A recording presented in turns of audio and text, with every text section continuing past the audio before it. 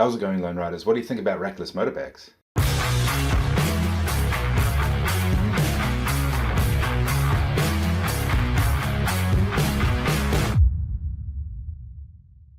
So, as you might all know, that we have these motor bags that are quite popular and they fit straight onto the racks. Racks are great. It works well. We've got a quick release system. We've got 2 hooks at the bottom, and then there's rack bumpers to stop it going forward and backwards. And then on top we've got like a latching system that you can lock and remove quite easily.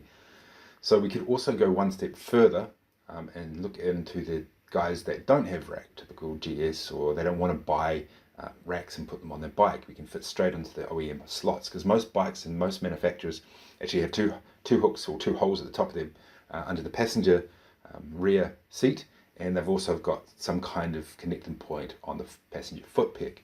So we can utilize those spots like many manufacturers do, and convert the motor bags into kind of like a rackless system. One side you got the triple black BMW R1250 GS Adventure. On the right side you've got the same bike essentially, but it's the 40-year anniversary model.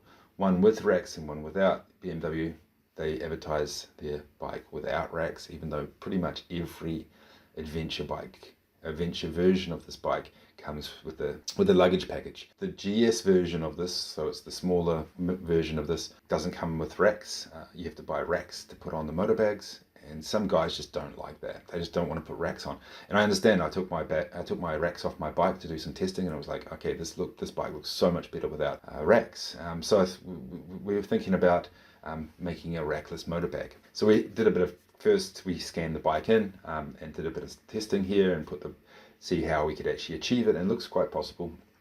We have to bridge a few gaps and stuff like this, but essentially it will work. We've been testing here with the 2 different, see we've got the blue and the orange, just the Vario system that BMW use, and then the orange is the Adventure foot peg. So we have to kind of bridge that gap over somehow. And OEM guys actually make it. There's a couple of products that they do already. There's the BMW do it for the 850, 750, 1200 and 1250.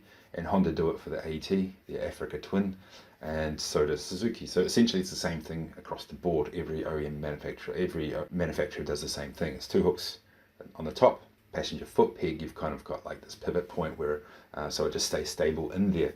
The big difference between these bags and our bags is essentially that these are rigid bags, right? They've got basically a square format, and it doesn't move around so much, and ours is soft. So we've got to overcome that problem, but we've been testing it and it works okay.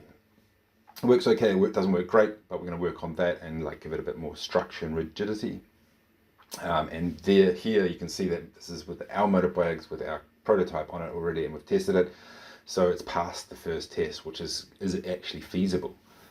You're going to have to change a few things, but essentially it works, which is really good news. So some things we have to overcome are like how it fits into the front of the bike, onto the passenger foot peg. So for the normal GS guys, that's fine. It just fits into the standard foot peg that comes with the GS, but for the adventure guys, we're going to have to make some kind of bracket. We've been working on some kind of attachment system for the GS guys, but this is a failed prototype. It didn't work. We've just been testing here.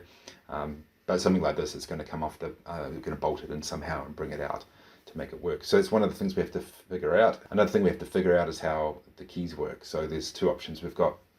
We can key it for the bike. So when you open up your tank or starting your bike, we can key the same format for your bike, or we can send keys with the product. So you have a separate set of keys for the bike and for the bags.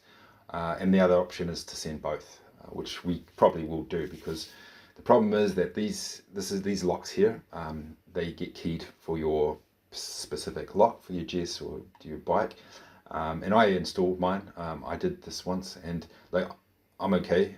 It was a bit fiddly, a bit annoying, and I'm busy, so it was a bit annoying. It was kind of like an annoying thing to do.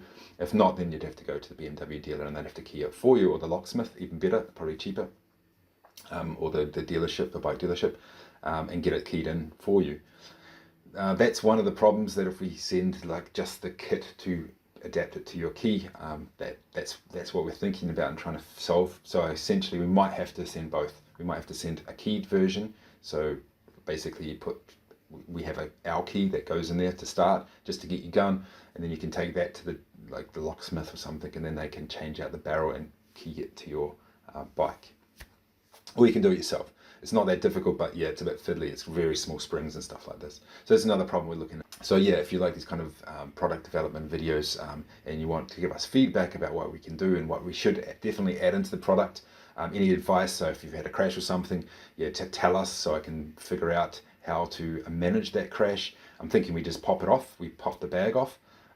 We design it in a way where if you do a big slide at 50 k's, then the bag just pops off. It's probably the safest version for safest way for everybody, and then things like that. So if you have any kind of information about experience with this kind of rackless systems, let us know, and yeah, be interested, and we can build those designs or build those ideas into the product. If you like this video, subscribe and hit the like button, and I'll catch you very soon with a prototype.